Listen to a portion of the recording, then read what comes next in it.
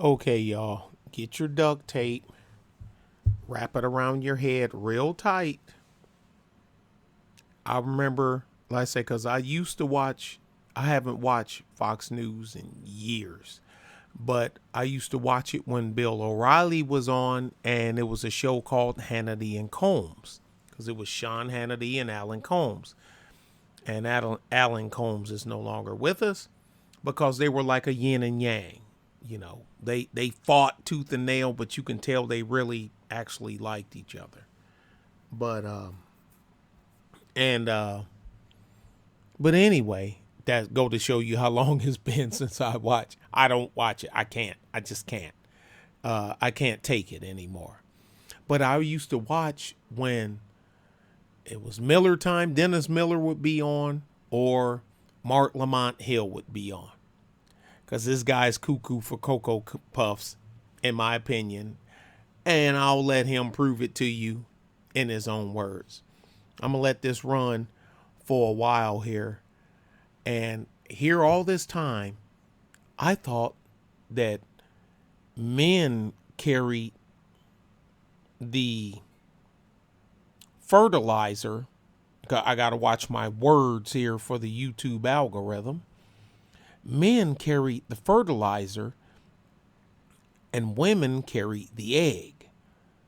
And you fertilize the egg, timing, all this other good stuff goes in a hand, and voila, here we come. But apparently I was wrong, and I know that I understand women's cycles.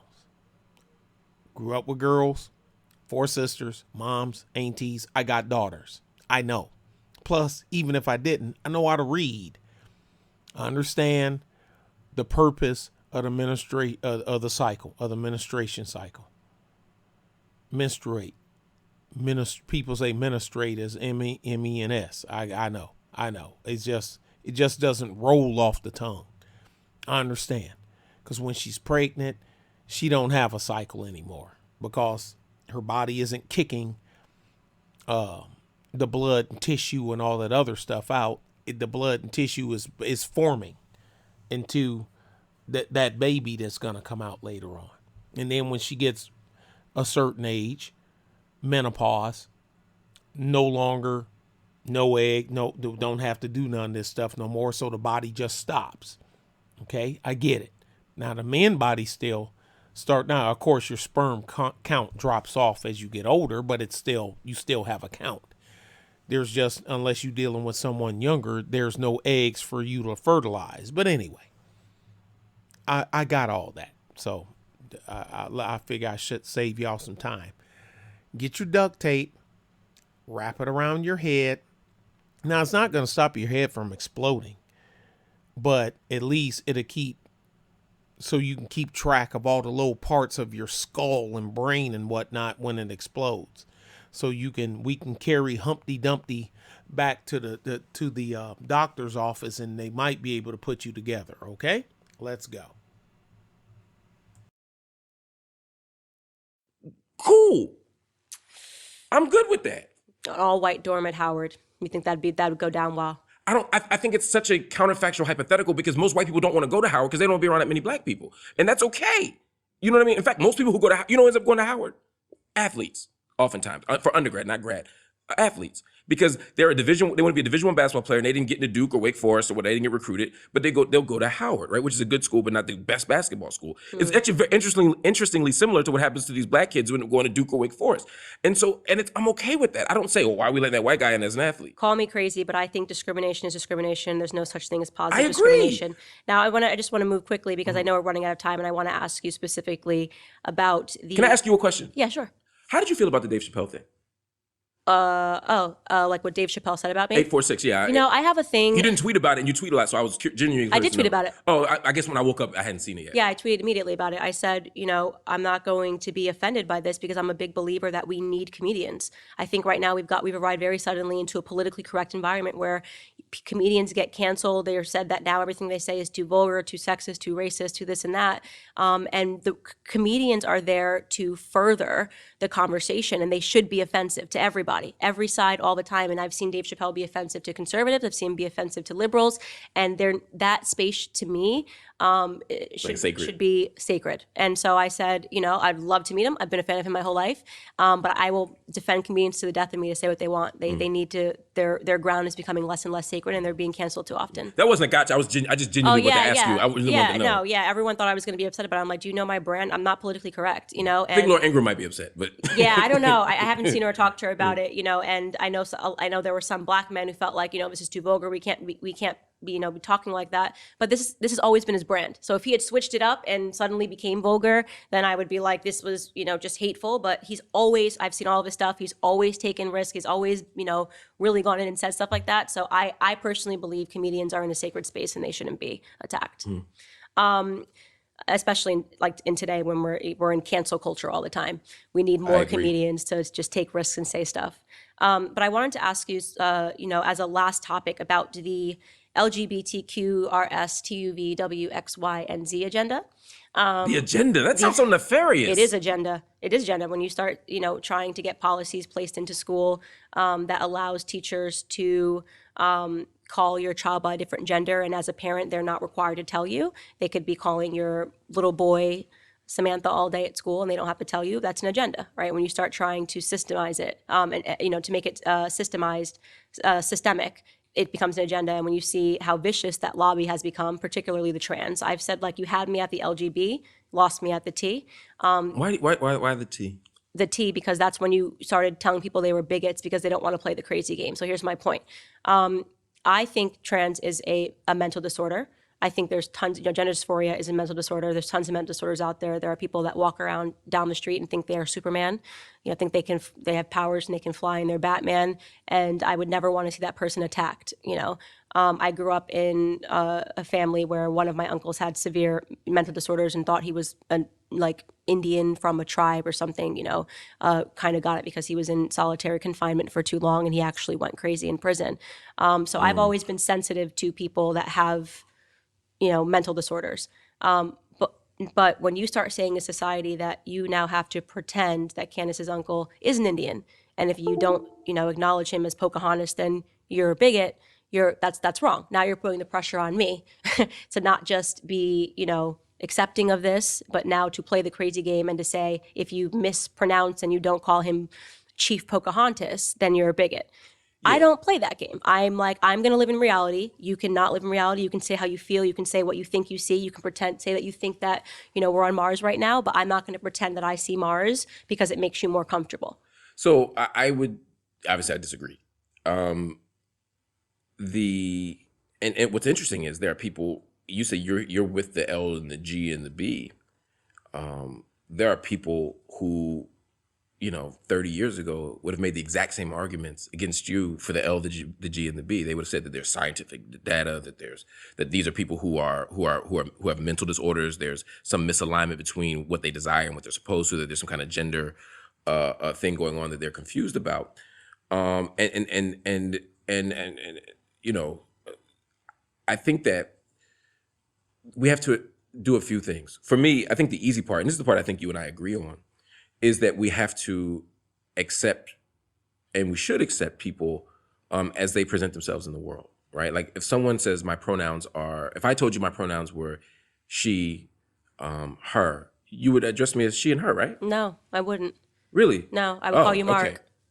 Okay, but you wouldn't call me he. No, because I mean, I would call you Mark, if that was something that made you comfortable. But if I saw you, and if I said my name was Jane, would you then call me Jane? If that was your legal name, yes. But you'd only call me by my legal name. Yeah, I call you by your legal name. I don't have an issue with that. But I'm not going to pretend. I'm not going to change what these established pronouns for male and female because you say, I'm Mark and here I am. So what do you? So I really want to ask. I'm genuinely curious about this. But first, let me just say, I think that one, this isn't a case of someone thinking there's something that they're not. What people are saying is that there is a misalignment between my sex and my gender. But Disorder.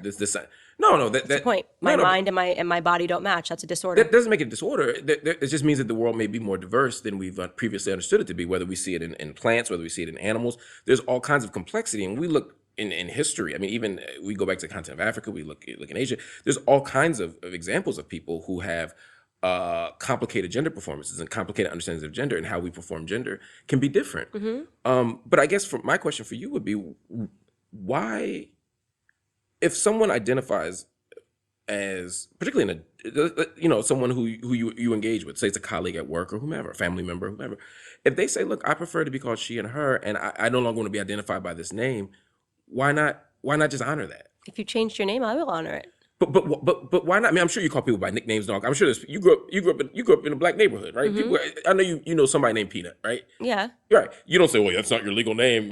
Your mama named you Joe. I'm gonna call you Joe. No, I'm saying if a name is one thing, but if you're asking me to change pronouns, I'm not going to do that, because these are established pronouns. You're asking me to now change the English language, right? We know why we call female she, her, girl, woman. Okay, these are words that have meanings. These are words that have meaning. So this is a book, right? So could you call this is a book and this is a mug? Could you call this a book and call this a mug? Yes, you could do that if you want to change it, but words have meanings, right? So now if I switch it and you say, well, this mug wants to be called a book, it's a mug. It's just a mug. This is the word we've established for mugs. This is the word we've established for books. So you're asking me to change the actual meaning of words to accommodate you. I'm not going to do that. No, I'm not going to do that. It is, because not only is it a request, you can now get in trouble in certain states. I'm saying that's not people for misgendering someone. The request of the trans community is not that I'm actually a man, but I want you to pretend I'm a woman. The argument of the trans community, which I agree with, is no, I am a woman. And so I want you to revert me. But you're not a woman. So that's the problem. So this is what I say is now you've asked me to take on your mental disorder, right? So I am okay with the fact the argument from my uncle who thinks he's a Native American from a certain tribe is that this is what he thinks. He thinks, but he's not. Okay, so I'm not, then to say to me that argument is valid because he thinks it, no. Just because you think something doesn't make it real, okay? But that's exactly what gender is. Gender is exactly about an experience and a performance and a social construct. It's not a social construct. Stop saying a social construct. To say that words don't have meaning and they're socially constructed means nothing, and I'll tell you why. They are. But you say that, but then This wasn't always a book. Okay, this could be called mug. So then you know what it is? Our entire discussion about Black America meant nothing. There's no such thing as racial injustice. See what I did there? Because black is a social construct. Yeah, but we live in a social reality. So within that social reality... It can't be both, Mark. So you either think that the gender wage gap is BS, that feminism is wrong, and that racial disparities are all BS because everything's a social construct. You're either going to go full postmodernist and say nothing is real and it's all made up, or you're going to acknowledge that there are some hard, concrete truths. If there are hard, concrete truths, you and I are black, okay? That's not going to change because we wake up and we decide, you know what, today I'm white and it's just how I feel, and today I'm Chinese. No. You and I are black, okay? We are acknowledged as black people. We're sitting down as black people. I am a woman. You are a man, okay? Now, if I want to wake up tomorrow and say I'm a man, you want to say you're a woman, and we want to play the crazy game, we can do that. To then say all of society now is to pretend that it was all a social, no, it was a social contract. You were born a male. I was born a female. Yes, that's a sex. We are black. Okay, it's a color though. Black it's a word that we use to say a sex. Female is a word that we use that has a meaning. Yes, it means you are born with a vagina. You can have children. You have a uterus. When you are a male, you are born with a penis. You can get a woman pregnant. These words have real meanings. We cannot suddenly get into society where there are no truths. So to acknowledge a social construct does not mean that we ignore biology, and it doesn't mean that we don't have. Can men get pregnant? Depends. I know. What does it depend on? I know trans men that can get pregnant. That means it's a woman.